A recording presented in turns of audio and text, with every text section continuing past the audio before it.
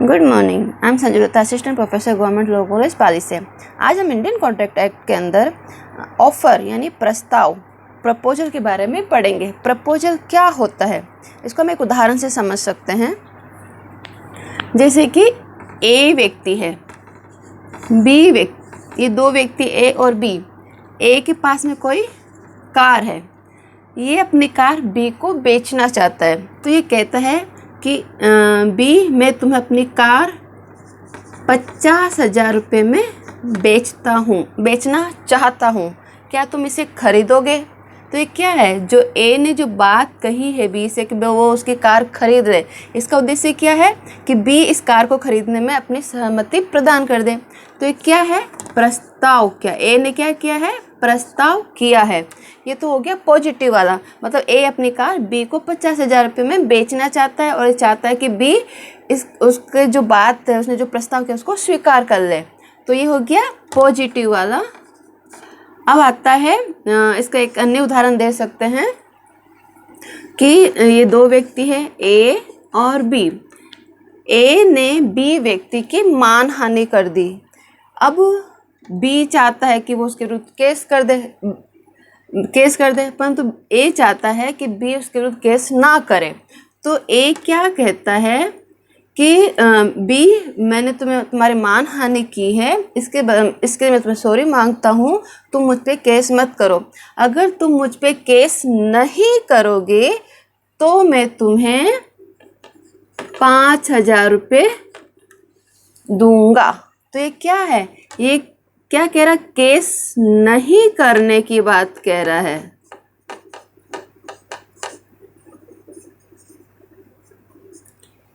यहाँ पे तो क्या था, कार को बेचने की बात थी, मतलब उसको सकारात्मक था, पॉजिटिव था। और यहाँ पे क्या करा, कुछ काम नहीं करने की, यहाँ पे काम करने की थी, यहाँ पे काम नहीं करने का इसने प्रस्ताव किया था कि अगर तुम मुझ पे केस नहीं करोगे तो मैं तुम्हें 5,000 रुपये दूंगा। तो ये क्या हो गया, ये नकारात्मक है। तो इन एग्जाम्पल से क्या पता चलता है कि जो प्रस्ताव होते हैं, एक व्यक्ति किसी अन्य व्यक्ति को कुछ कार्य करने के लिए कहता है, या एक व्यक्ति किसी अन्य व्यक्ति को कार्य करने से दूर रहने के लिए कहता है। तो जब अपन इसकी डेफिनेशन पढ़ते हैं, इस प्रस्ताव के डेफिनेशन सेक्शन 2A के अंतर्गत दी गई है। क्या डेफिनेशन दी गई है, तो सेक्शन 2A में डेफिनेशन दी गई है कि जब एक व्यक्ति अन्य व्यक्ति के समक्ष किसी कार्य को करने यानी कि सकारात्मक अथवा न करने की इच्छा इस उद्देश्य से प्रकट करता, उद्देश्य एम किस वजह से अपनी इच्छा प्रकट करता है कि अन्य व्यक्ति की सम्मति कंसेंट उस कार्य को करने अथवा न करने के संबंध में प्राप्त हो जाए, तो कहा जाता है कि जो प्रथम वाला व्यक्ति है उसने अन्य दूसरे व्यक्ति से क्या किया है, प्रस्ताव किया है। एकदम सिंपल है। एक व्यक्ति है, दूसरे व्यक्ति के समक्ष कहता है कि मतलब एक व्यक्ति किसी अन्य व्यक्ति समक्ष कोई कार्य करने अथवा न करने की अपनी इच्छा इस उद्देश्य से प्रकट करता है कि अन्य व्यक्ति भी उस कार्य को करने अथवा न करने के संबंध में अपनी सहमति प्रकट कर दे। तो पहले वाले व्यक्ति ने दूसरे वाले व्यक्ति के समक्ष क्या किया है, प्रस्ताव किया, उसको ऑफर दिया है। तो प्रस्ताव किसी कार्य को करने अथवा नहीं करने के संबंध में हो सकता है, यानी सकारात्मक भी हो सकता है और नकारात्मक भी हो सकता है। अब हम इस डेफिनेशन के आधार पर जो प्रस्ताव होता है उसमें उसके क्या क्या कैरेक्टर होते हैं, क्या क्या लक्षण होते हैं, उसके आधार पर समझ सकते हैं। तो इसमें पहली लाइन है, जब एक व्यक्ति अन्य व्यक्ति के समक्ष, यानी कि कम से कम दो व्यक्तियों का होना जरूरी है। तो यहाँ पे हो गया प्रस्ताव के लक्षण। तो प्रस्ताव का पहला लक्षण तो क्या है, कम से कम दो व्यक्ति।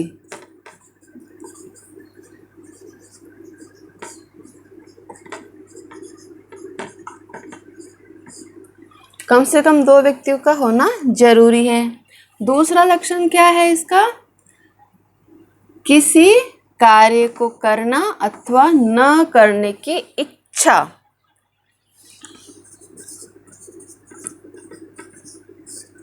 किसी कार्य को करने अथवा न करने के लिए होता है प्रस्ताव, न करने के लिए। तीसरा लक्षण क्या होगा, इसका उद्देश्य, जो प्रस्ताव किया गया है उसका उद्देश्य क्या है, दूसरे पक्षकार की सहमति प्राप्त करना, दूसरे पक्षकार की सहमति प्राप्त करना।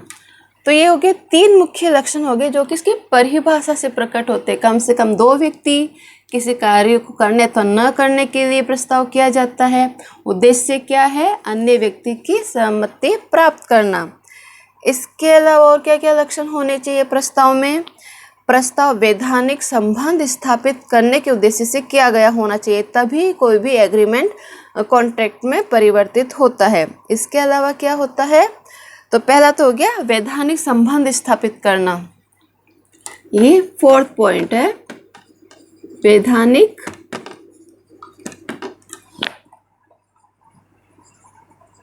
संबंध स्थापित करने की उनमें इच्छा होनी चाहिए।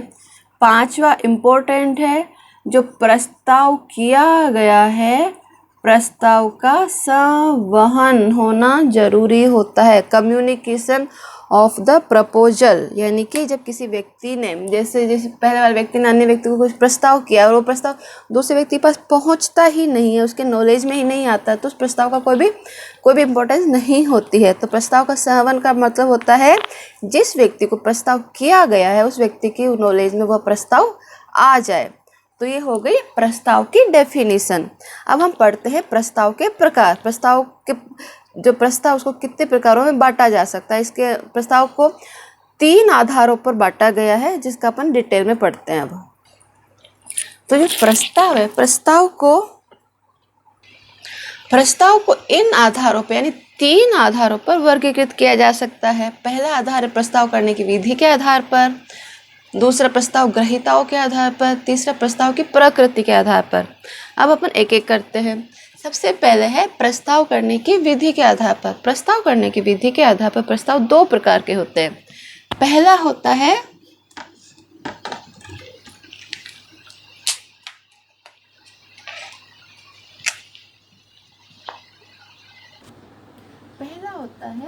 स्पष्ट प्रस्ताव, ए और बी।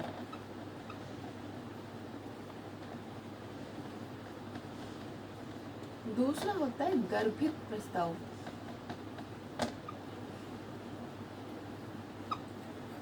स्पष्ट प्रस्ताव क्या होता है, स्पष्ट प्रस्ताव होता है शब्दों के माध्यम से, शब्द मौखिक भी हो सकते हैं, लिखित भी हो सकते हैं। इसको बोलते हैं एक्सप्रेस ऑफर। एक्सप्रेस मतलब जो स्पष्ट और प्रकट हो रहा हो शब्दों के माध्यम से। जैसे कि कोई कहता है कि मैं तुम्हारी कार, जैसे ए ने बी को प्रपोजल दिया कि मैं तुम्हारी कार 5 लाख रुपए में खरीदना चाहता हूँ। ये क्या है, बोल के है। अगर वो इसको लिखित में दे दे तो वो भी शब्दों के माध्यम से। तो स्पष्ट का अर्थ होता है शब्दों के माध्यम से।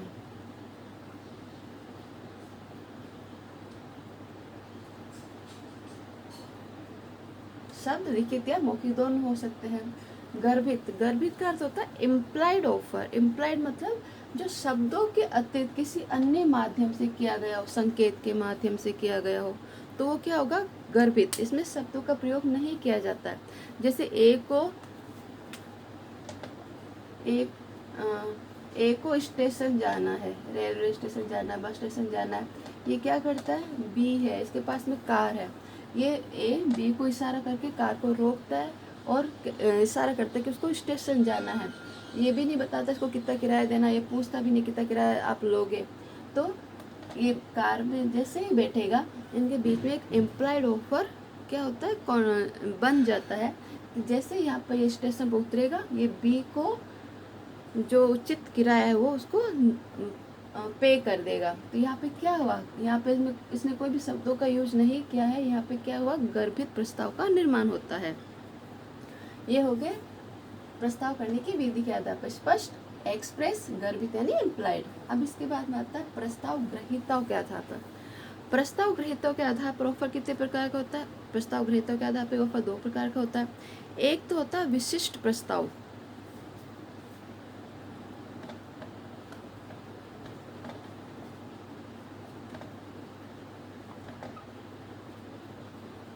विशिष्ट प्रस्ताव। दूसरा होता है साधारण या फिर सामान्य।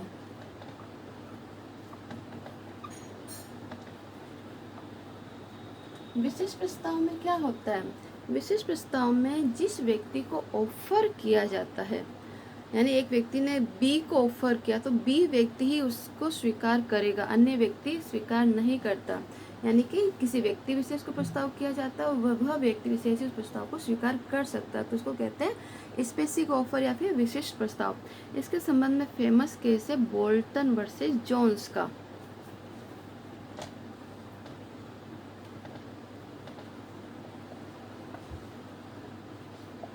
बोल्टन वर्सेस जोन्स, ये विशेष प्रस्ताव के संबंध में केस है। इसमें क्या होता है कि एक व्यापारी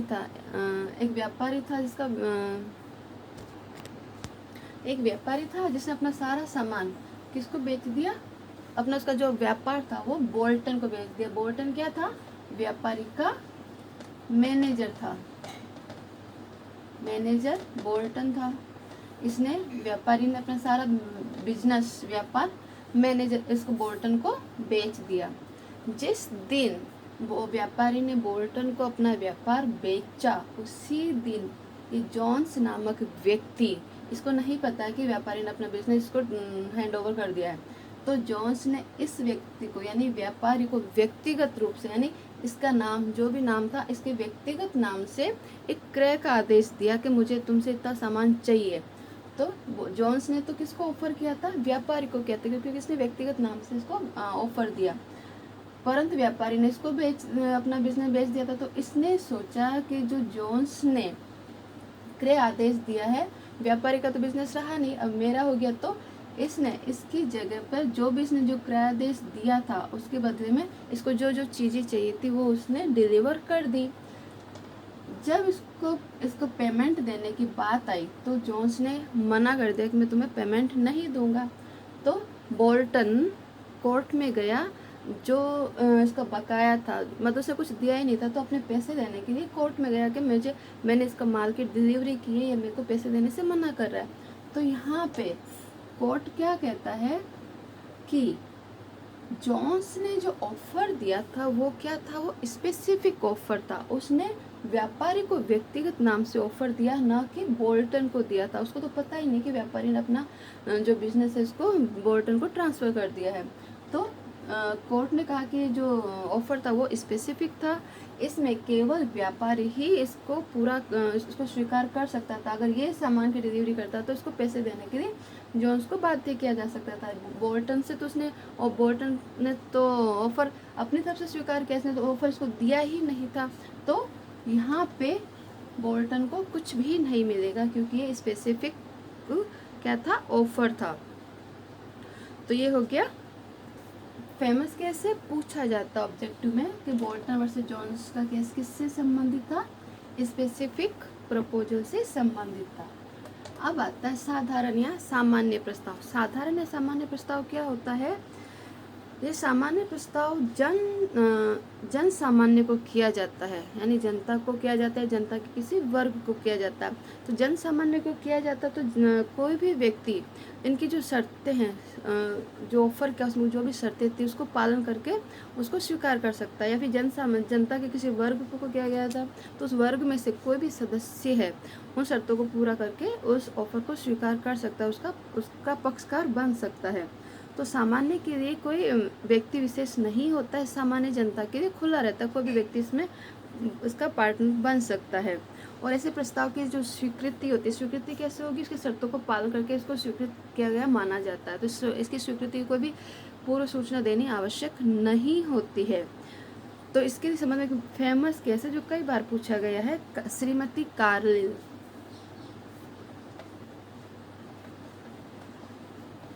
Shrimati Carlill versus carbolic smoke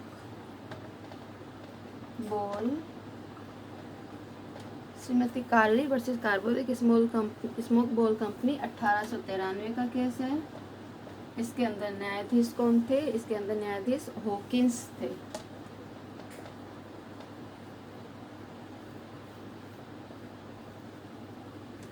तो इस केस के फैक्ट क्या है?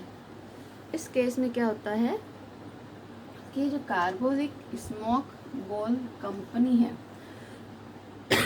इसने एक इन्फ्लुएंजा की दवाई बनाई थी। इन्फ्लुएंजा की जो दवाई बनाई, उस दवाई का नाम इसने रखा smoke ball.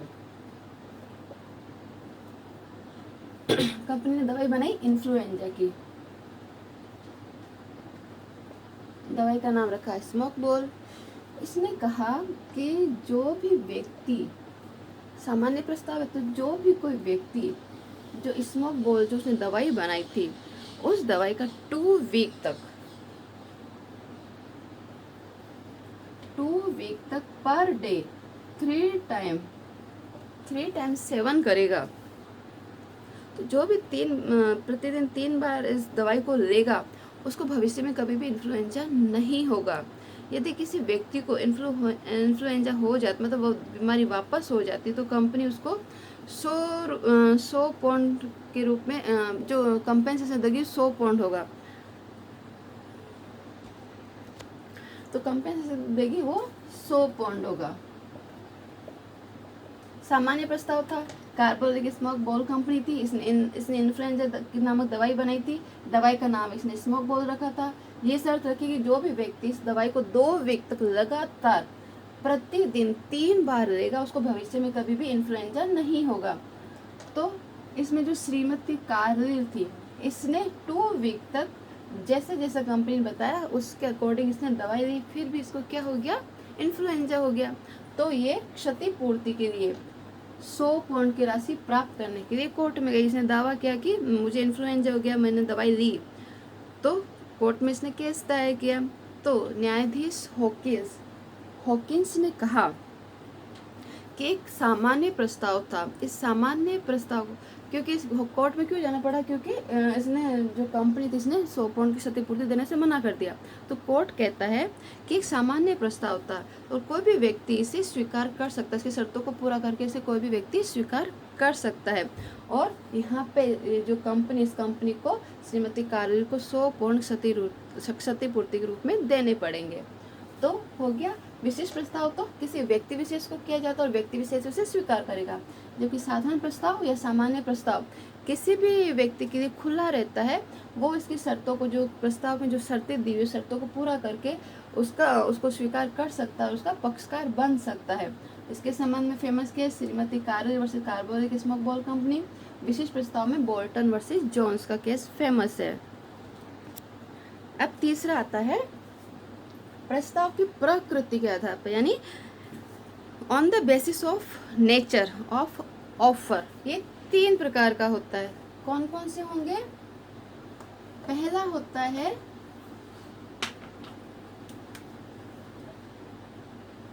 Cross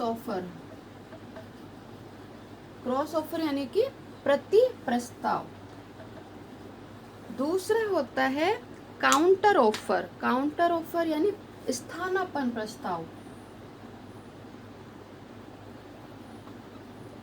third one होता है स्टैंडिंग ऑफर।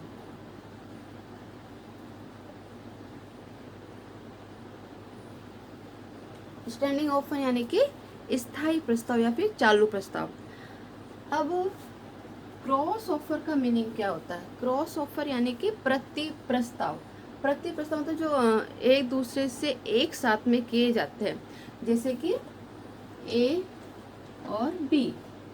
ए ने ऑफर दिया कि मैं अपनी कार तुम्हें 50,000 रुपये में बेचना चाहता हूँ, क्या तुम इसे खरीदोगे? उसी समय, जिस समय ए ने बेचने का ऑफर किया, बी ने भी ए से ऑफर किया कि मैं तुम्हारी कार 50,000 रुपये में खरीदना चाहता हूँ, क्या तुम इसे बेचोगे? तो प्रस्ताव की जो शर्तें हैं सेम है, सेम टाइम पर किया गया। तो ये क्या हो रहा है? दोनों के प्रस्तावों को क्या हो रहा है? क्रॉस हो रहा है, टकरा रहे, प्रति प्रस्ताव में आपस में आपस में वो क्रॉस हो रहे हैं, तो ये क्या हो जाएगा, क्रॉस ऑफर हो जाएगा। यानी सेम प्रस्ताव है, सेम समय पर है, दोनों पक्षकारों ने एक साथ किए हैं बिना किसी नॉलेज के कि अन्य व्यक्ति भी वो ऑफर उसको दे रहा है। तो प्रति प्रस्ताव की क्या डेफिनेशन होगी, जब दो व्यक्ति एक दूसरे की जानकारी के बिना एक दूसरे को समान प्रकार के यानी समान शर्तों वाले प्रस्ताव एक ही समय में करते हैं, तो ऐसे प्रस्ताव को प्रति प्रस्ताव कहा जाता है। और ये ये जो प्रस्ताव है, तब ये प्रस्ताव ही रहेंगे जब तक कि दोनों पक्षकारों में से एक पक्षकार उसको स्वीकार नहीं कर लेता है। इसके संबंध में फेमस केस है फिन वर्सेस हाफमैन। कई बार ऑब्जेक्टिव में पूछा जाता है, शॉर्ट क्वेश्चन भी आता है, केस के आधार पर भी पूछा जाता है। फिन वर्सेस हाफमैन, इसका फेमस केस। इस केस में क्या था, इस केस में संता बंता को 100 टन स्टील बेचने का प्रस्ताव पत्र लिखता है। ठीक उसी समय बंता भी संता से 100 टन स्टील खरीदने का प्रस्ताव करता है। तो क्या हुआ, दोनों पत्र यथा समय एक दूसरे के पास में पहुंचते, एक संता के पास पहुंचता है, दूसरा भी वो बंता के पास पहुंचता है। दोनों की इच्छा समान है, दोनों की शर्तें भी समान हैं। तो क्या इनमें कोई कॉन्ट्रैक्ट हुआ है, नहीं, इन दोनों में कोई भी कॉन्ट्रैक्ट नहीं हुआ है। दोनों ही क्या है, प्रस्ताव है। जब तक संता अथवा बंता में से कोई भी व्यक्ति एक किसी अन्य व्यक्ति के प्रस्ताव को स्वीकार नहीं करेगा तो वो प्रस्ताव ही रहेगा, कॉन्ट्रैक्ट का निर्माण उसमें नहीं होगा। ये तो हो गया क्रॉस ऑफर यानी प्रति प्रस्ताव। अब दूसरा आता है काउंटर ऑफर। काउंटर ऑफर यानी स्थानापन्न प्रस्ताव। स्थानापन्न प्रस्ताव क्या होता है कि इसमें स्थानापन्न प्रस्ताव में एक व्यक्ति जिन शर्तों के आधार पर बी के पास में प्रस्ताव रखता है, बी उस प्रस्ताव को स्वीकार तो करता है परंतु उसमें शर्तों को चेंज कर देता है। जैसे कि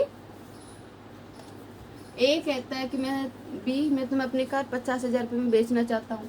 बी कहता है कि मैं तुम्हारी कार खरीदना चाहता हूँ परंतु 50,000 में नहीं खरीद के 40,000 में खरीदना चाहता हूँ। तो ये क्या हुआ, ये स्थानापन्न प्रस्ताव है। इस स्थानापन्न प्रस्ताव को जब तक ए स्वीकार नहीं करेगा ये प्रस्ताव ही रह जाएगा, इससे कोई भी कॉन्ट्रैक्ट का निर्माण नहीं होगा। तो स्थानापन्न प्रस्ताव में बारे में क्या कह सकते हैं, जब किसी प्रस्ताव की जो स्वीकृति है प्रस्ताव की शर्तों के अतिरिक्त किसी अन्य शर्तों पर होती है तो वो क्या होगा, तो वो जो स्वीकृति उसे स्वीकृति नहीं माना जाएगा बल्कि उसे स्थानापन्न यानी काउंटर ऑफर माना जाएगा। इसके संबंध में भी एक फेमस केस है हाइड वर्सेज रेंच। 1840 का केस है, कई बार एग्जाम में पूछा जाता है। हाइड वर्सेज रेंच 1840 यानी 1840 का केस है। इस केस में क्या था कि बंता को अपना मकान 50,000 रुपये में बेचने का प्रस्ताव करता है। बंता प्रस्ताव को देखकर यह लिखता है कि वो उस मकान को 40,000 रुपये में खरीदने को तैयार है। तो यहाँ पे वो क्या कह रहा है, 50,000 में बेचने का ऑफर था परंतु तो स्वीकार कितने में करा, 40,000 में। और साथ में क्या कहता है कि वो जिसका भुगतान 4 बराबर की मासिक किस्तों में करेगा। तो यहाँ पे जो बंता ने जो स्वीकृति दी है वो स्वीकृति नहीं होकर वो क्या है, काउंटर ऑफर है। उस काउंटर ऑफर किसके लिए है, किसके लिए, अंता के लिए। अंता उसको स्वीकार करेगा तो उससे कॉन्ट्रैक्ट का निर्माण होगा, नहीं तो नहीं होगा। ये हो गया काउंटर ऑफर। अब थर्ड है स्टैंडिंग ऑफर। स्टैंडिंग ऑफर क्या होता है, स्टैंडिंग ऑफर वह होता है जो किसी एक विशिष्ट अवधि के लिए किया जाता है। एक विशिष्ट अवधि होता है, उस विशिष्ट अवधि के अंतर्गत जैसे जैसे माल की डिमांड होती है, जिसके लिए जो व्यक्ति सामान चाहता है वो समय समय पर अपनी आवश्यकता अनुसार प्रस्ताव करता है कि मैं तुमसे इतना सामान खरीदना चाहता हूँ। तो एक निश्चित टाइम पीरियड हो तो उस टाइम पीरियड के लिए खुला रहता है, इसको चालू प्रस्ताव भी कहा जाता है। तो जो चालू प्रस्ताव होता है, स्थायी प्रस्ताव होता है, वो एक निश्चित टाइम पीरियड के लिए होता है। उस टाइम पीरियड में अनुमानित इसमें जब कोई प्रस्तावक है वो कहता है कि उसको इतने टाइम पीरियड में जब उसको आवश्यकता अनुसार जितनी भी सामान की आवश्यकता होगी वो समय समय पर उसको ऑर्डर देता रहेगा। तो ये अनुमानित मात्रा तथा इसमें राशि का उल्लेख होता है तथा माल आवश्यकता अनुसार धीरे धीरे खरीदे जाने का संकेत इसमें होता है। तो जैसे जैसे वो आवश्यकता होगी वो आदेश देगा, तो जितनी बार उसको आवश्यकता होगी उतनी बार इसमें नए ऑफर का नए ऑफर वो देता है और नए नए कौन अनुबंध का उसमें निर्माण होता है। तो ये हो गए प्रस्ताव के प्रकार, प्रस्ताव का निविधि के आधार पर, प्रस्ताव ग्रहीता के आधार पर, प्रस्ताव की प्रकृति के आधार पर। तो आज हमने पढ़ा प्रस्ताव क्या होता है, प्रस्ताव के प्रकार क्या होते हैं। Thank you.